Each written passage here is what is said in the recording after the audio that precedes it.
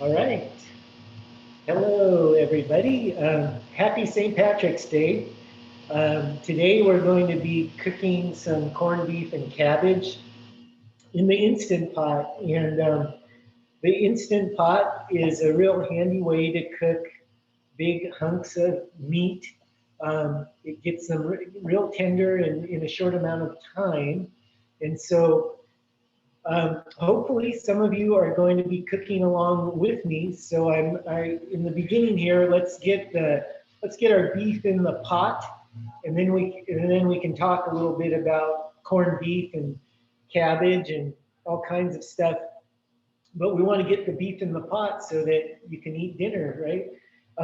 So this will cook in the Instant Pot for about 1 hour, or exactly an hour.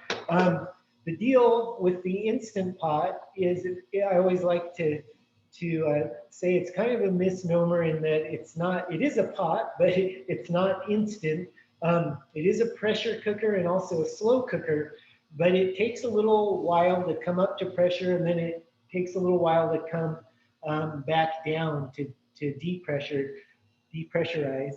Um, so you want to always, when you're doing an instant pot recipe, think about that. Of give yourself about 15 minutes lead time to the cook time, and then again 10, 15 minutes on the other end if you're doing a natural release versus a instant release. But we'll talk about that more later. So first off, let's all get our beef out. You got about a 3 pound piece of corned beef, and put that in the pot. So you have your insert here, insert in, and then you have your rack. Get the rack in there, and go ahead and put the beef in there. So the Instant Pot has a max line, and just when you're cooking anything in there, you just want, the main rule is just keep stuff below that maximum level, and then you're in the safe zone. Um, so we're going to put 4 cups of low sodium beef broth, and that's just one of these cartons. It's pretty handy. These are a quart or four cups, and you're just going to pour that right into your pot, and and then we're going to add some garlic cloves. So we want 4 garlic cloves. And for this, we can crush them and peel them. So I'm just going to give them a crush with the side of my chef knife. And and then give them a peel, and they can just go in whole crush like that. This will give it some nice flavor in addition to the pickling spice, which the corned beef will already be brined in. Um, so go ahead and get your garlic in there. And then we'll put 1 bay leaf in there as well. Um, and so that is it for what we put in with the beef. All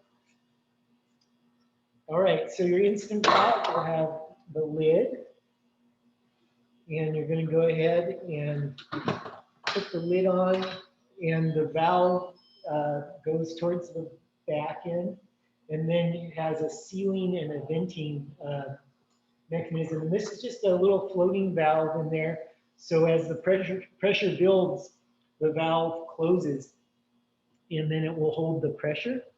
Okay, and then on the front of your Instant Pot, you should have a pressure cook button, so hit that, and then you'll want it all the way up to high pressure.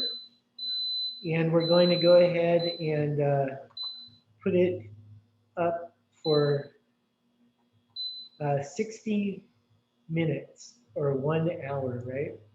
Okay, so there you go. Now we can relax, and we can cut our vegetables and chat a little bit. And I am actually going to cancel. There is a cancel button on the front of your Instant Pot, which is handy. You can you know, cancel at any time there. Um, if it's already built up pressure, then you'll have to vent and let the steam out before it will allow you to open the lid, which is good because the only way you can get hurt with this Instant Pot is to burn yourself with the steam. Um, and with that being said, when you lift your lid up, you want to uh, pull it towards you, the handle towards you, and then this kind of acts as a steam shield, and you're less likely to get burnt. So obviously, this piece of meat here is not done, um, but I have a previously. This is the magic of television. Although I blew it and I didn't have like the meat in the pot, but surprise, magic of television. Let's say an hour went by, and then you can pull your meat out. Okay, but I'm just going to leave this in here for a second because we're going to go ahead and prepare some vegetables and talk a little bit about corned beef. Um, so let's I'm going to pull out this piece of meat here, and we'll pretend that this one was cooked, and then that's where I'll put some veggies in a sec.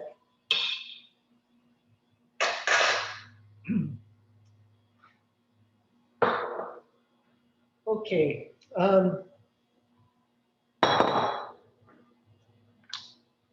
So you should have some potatoes, some cabbage, and some carrots, all right?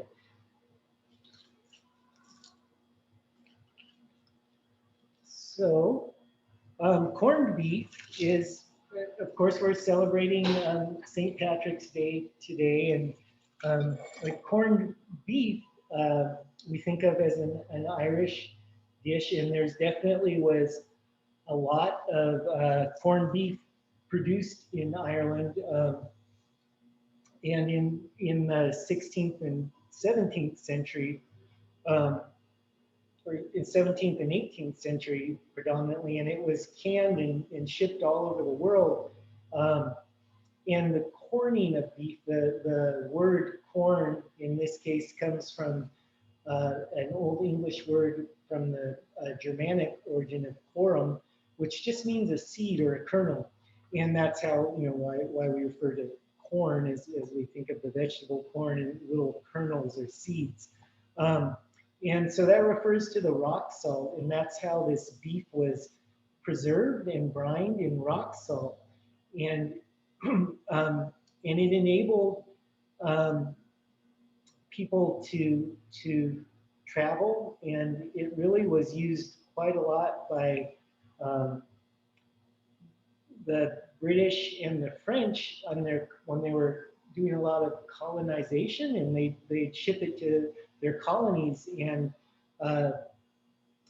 feed it to the people working on those colonies, as well as the British, the English British really had a taste for beef, which they had picked up from the Romans.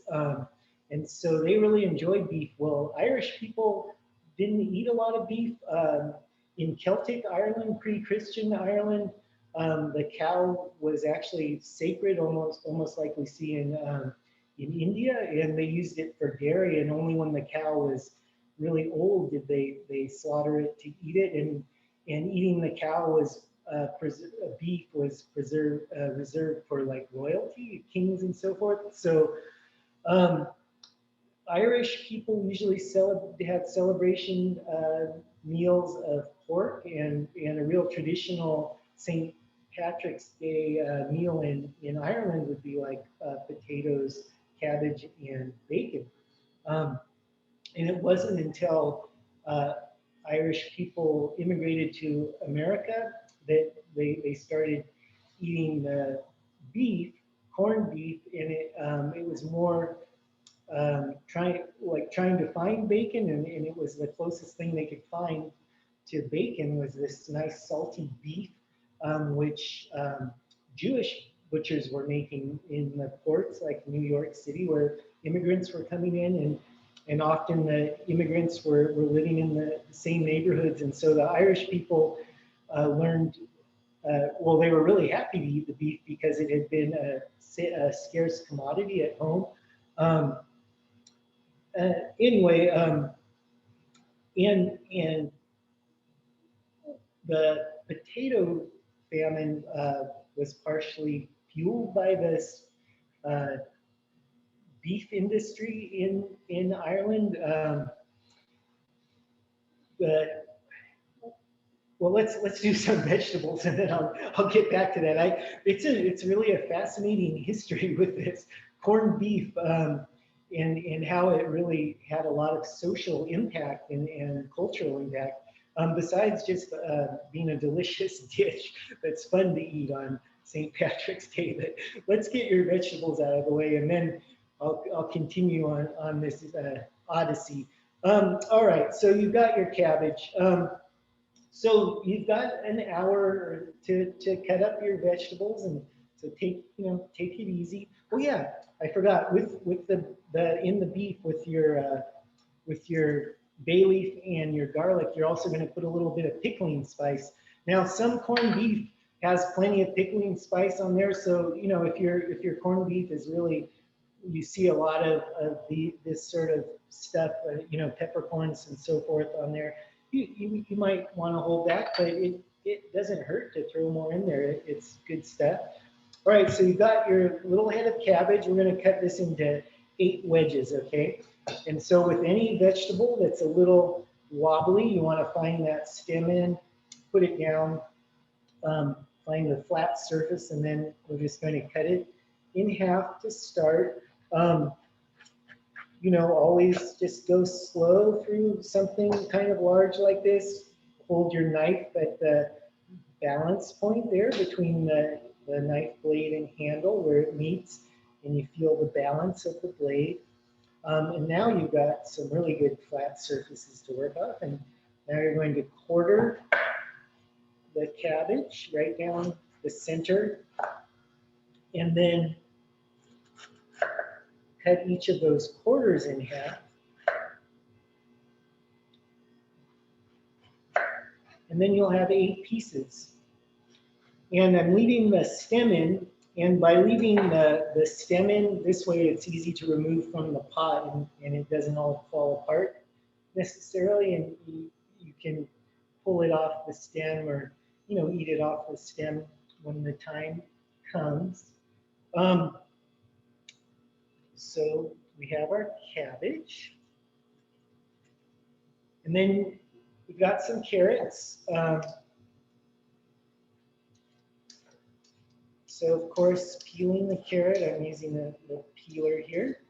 Just going to peel our carrots. And so the potato famine was something that occurred in Ireland in 1845, and about 1 million people died, and millions more left Ireland because food was so scarce. And part of the potato, part of the reason people were so dependent on potatoes was because England had put a lot of cattle, beef, into Ireland to graze on all the good farmland there, and so people, the local Irish people, were forced out of the really good agricultural lands, and they needed to plant a crop, and potatoes were gaining popularity as worldwide as a crop, and they found that they could grow the potatoes on a more or less rich soil. And so a lot of people were growing potatoes, and it became the main sustenance for many poor people. And so the potato famine occurred when there was a blight with the potatoes, and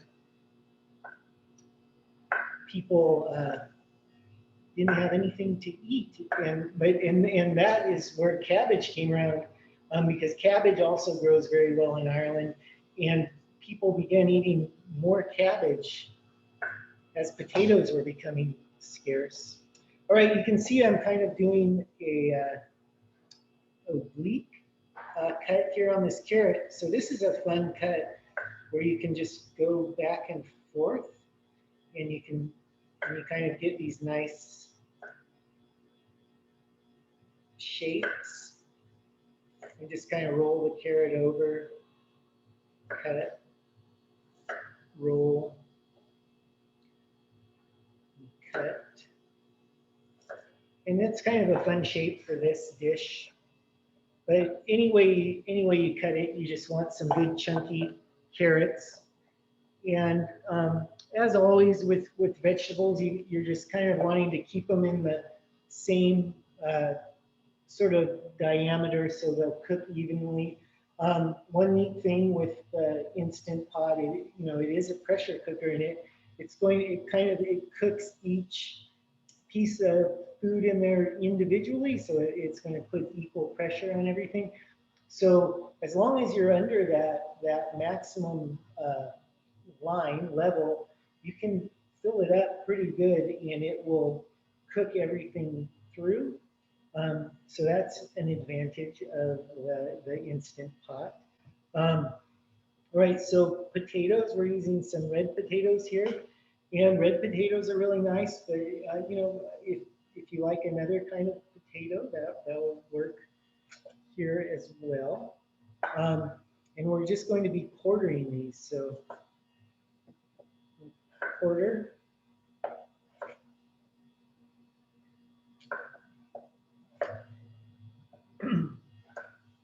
And yeah, so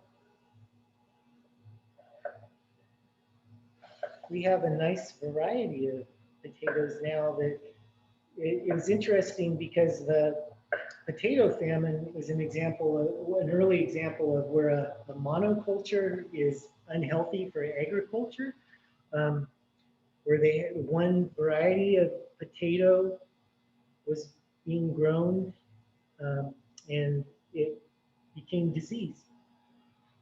Okay, so a good argument for biodiversity, and speaking of agriculture, it brings me back a little bit to our own beef, and I just wanted to talk a little bit about this piece of beef I've got here.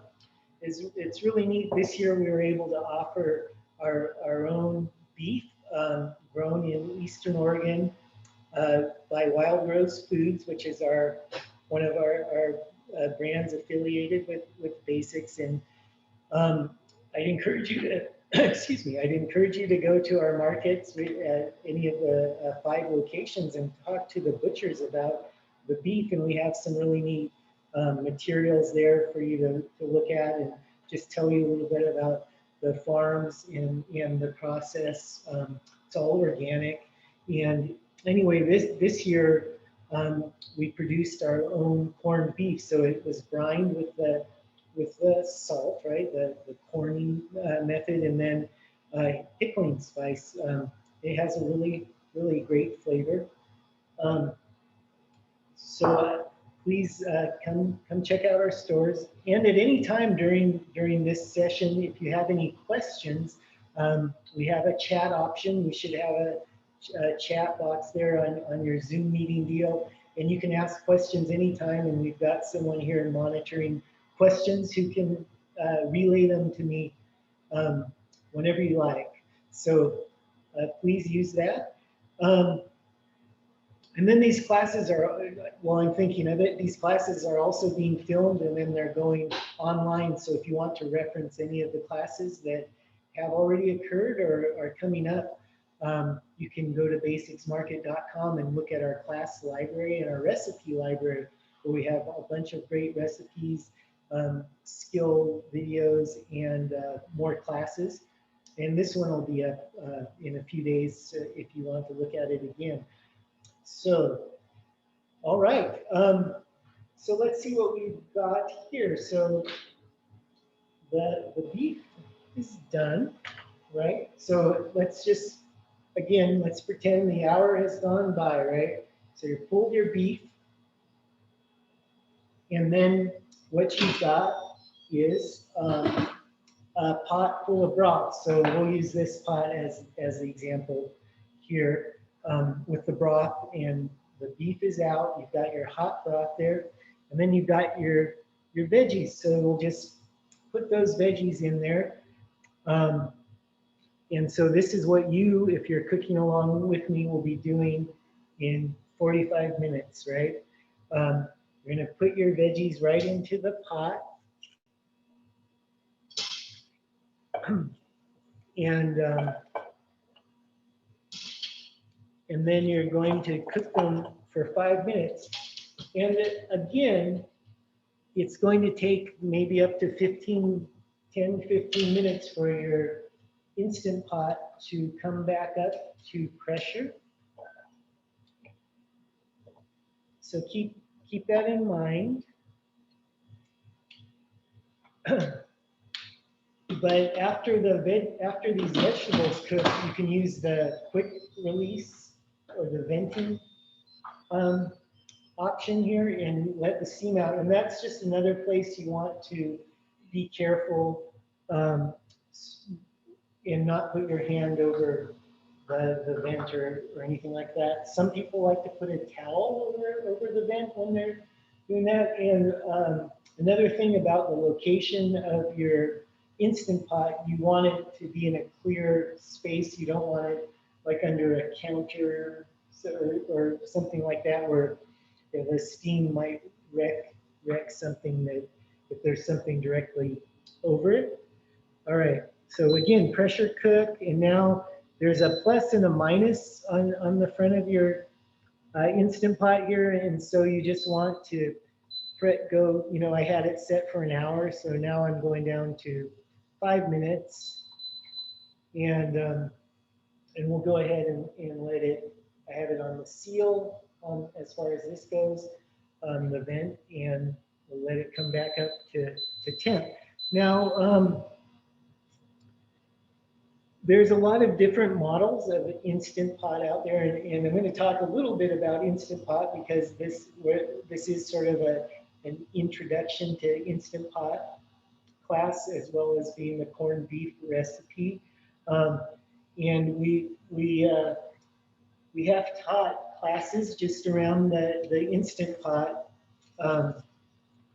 And there's a lot of neat features. Instant Pots are really great for, say, hard boiling eggs because you can really stack them in there, and it's like I think it's like a 6 minutes. 6 minutes. Again, though, allowing that the buildup of the pressure for 10 minutes or so before, but then your eggs are the same every time, and they tend to peel really well after they've been in the Instant Pot. They peel really easily, and that's kind of cool. So Easter's coming up, so hard-boiled eggs, and if you have, if you're participating in this, you have your Instant Pot, so or interested, and so it's a good way to hard-boil eggs. As with this recipe, any sort of big piece of meat, pulled pork, I like doing Kahlua pork is really nice in here.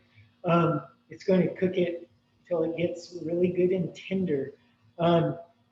Potatoes, as we're doing here, but you can also just kind of pressure cook all kinds of hard vegetables, squash. And one thing that I really like to do in the Instant Pot is like soups, and just put a bunch of vegetables in there and cover it with broth. Cook it, pressure cook, maybe 20 minutes, and then you can puree it if you want, and you can get a really nice soup.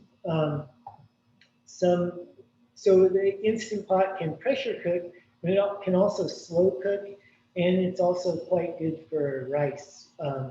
And the rice is just a 1-to-1 ratio, like a cup of rice and a cup of water. And depending on what kind of rice, like white rice goes just a few minutes, and brown rice can go, takes a bit longer, but it can give you some, so theoretically the Instant Pot could replace a rice cooker and a crock pot, and then you just have the one gizmo. So it's definitely worth investigating. Different foods to cook in there, and then a lot of Instant Pots have presets, and I haven't really gotten too much into the presets. Usually a recipe with the Instant Pot will give you a pressure, whether it's a low, medium, or high pressure, and a time, and I find that that's all I've needed so far, but there are presets, and those can be handy. You can make yogurt in the thing. So it's a neat tool, and it's something. It's kind of a newer um, uh, machine, and so it's constantly evolving. I noticed there's a new version with like an air fryer built in or something, which looks intriguing. And you can get anywhere from I think a 3-quart to like a 10-quart, and these are these I think are 6 quarts, which are a real popular size. That's good for 3 to 6 servings, and so that's a real common size. Um, so there's a lot to explore, and actually, this is a real home cook driven phenomenon. And so there's a lot of recipes from people online, and there's also an official Instant Pot website where they have a lot of recipes are constantly developing stuff. So those are good resources if you're starting to dabble with Instant Pot stuff. Um, so let's go ahead and say that. Oh yeah, we have a question. We have a question about pickling spices. Yeah. And a recipe or a little more information about what they are. Well, pickling spices are generally, there's usually peppercorns in there and then some aromatics. You can find like a pickling spice, usually like a pre-made mixture. But again, like I threw together one with some different peppercorns and put some cumin seed in this one, and some fennel, cloves, different things you might like. If you have a lot of different spices that you like, you can put them together. But there's definitely peppercorns involved, and that's the sort of pickling spice you want to edge towards with this corned beef, is to get a little bit of that spice and that pepper. Um, but yeah, there's many varieties of pickling spice, but I think just a general pickling spice is all you're going to need here. All right. Okay, so let's say our hour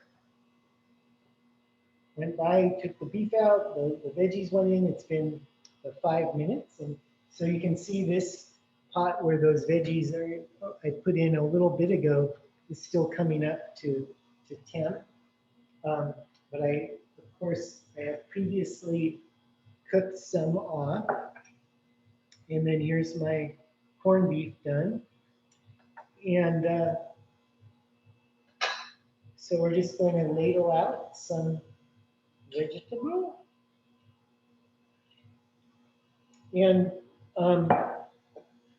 we were talking in the previous class about stock versus broth, and I realized that I and many people use those terms interchangeably, and I spoke a little bit to that, and then since then I've looked at it closer, and I was on the right track in that So a stock is derived from bones, and we're actually going to be doing a bone broth, which is stock, at the end of the month. We've got a couple of classes left this month. Caldo is coming up next, which is a really neat stew sort of deal. And then we've got a broth or a stock bone broth seminar. And even there, it gets kind of tricky, the definition. But um, in general terms, a stock will be that real simple liquid that is created from just bones. And then when you get into a broth, you're adding your like vegetables, and a broth can be made from a stock, and then adding meats back into it, the meat that from the bone, and vegetables and some aromatics, things like that, get a little more flavor. Um, so and so a pure stock you might use just in cooking, and whereas like for a pan sauce, something like that, and whereas a broth you would use for soups, and it'd be nice for soups and things. And my point being is we've created a nice broth here.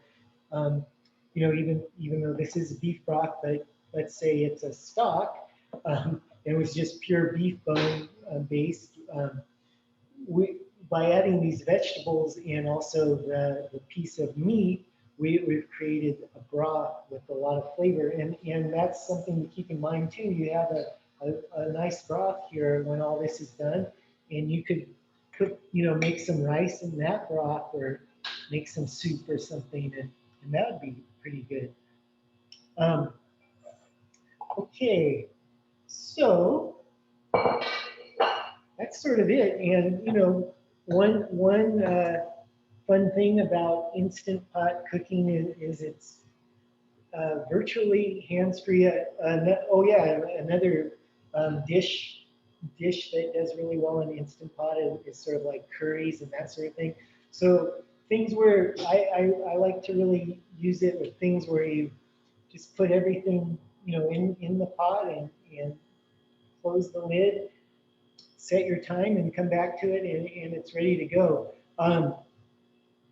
Sometimes it's hard to let go of the urge to mess with it while it's in the middle of cooking, because that's the hard part for me, is I always want to taste and season and adjust and stuff. So it's good to have a good formula going in, a good recipe, um, and then then you'll get the same results each time, which is fun. And this recipe, this corned beef recipe, is just such a recipe. Real simple ingredients, and it's this method of cooking the beef, which should yield a nice tender piece of meat. Let's see. Now for the fun part, I will get to taste it a little sooner than everyone else.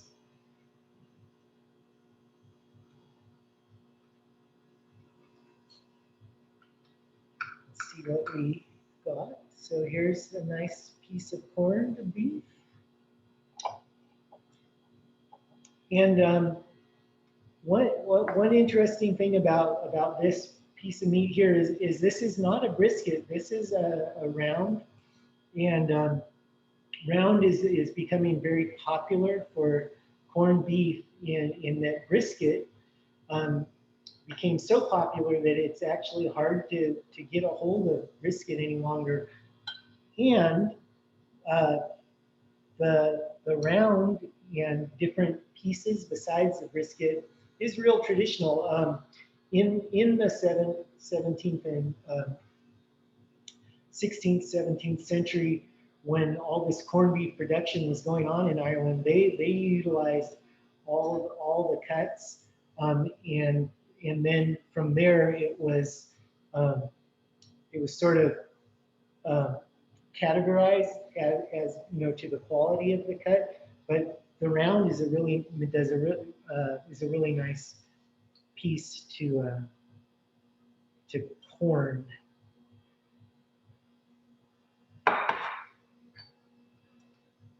All right, now let's have a little taste.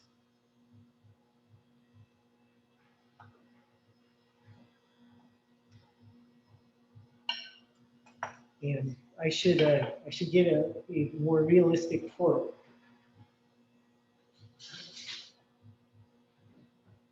So don't look too crazy with this giant fork, right?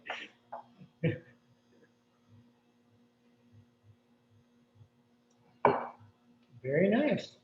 Um, so it's just that easy. Um, I hope you are having a lovely time and that your corned beef is bubbling along. You've got your veggies cut, and then it's just a matter of popping those in for a few minutes, and then you'll be ready to celebrate St. Patrick's Day with a really nice corned beef. Thanks for coming by, and joining me for this. And again, make sure to check out our website, basicsmarket.com. Look for more classes, the recipe library, and skill videos. And I'll see you next time. Happy cooking.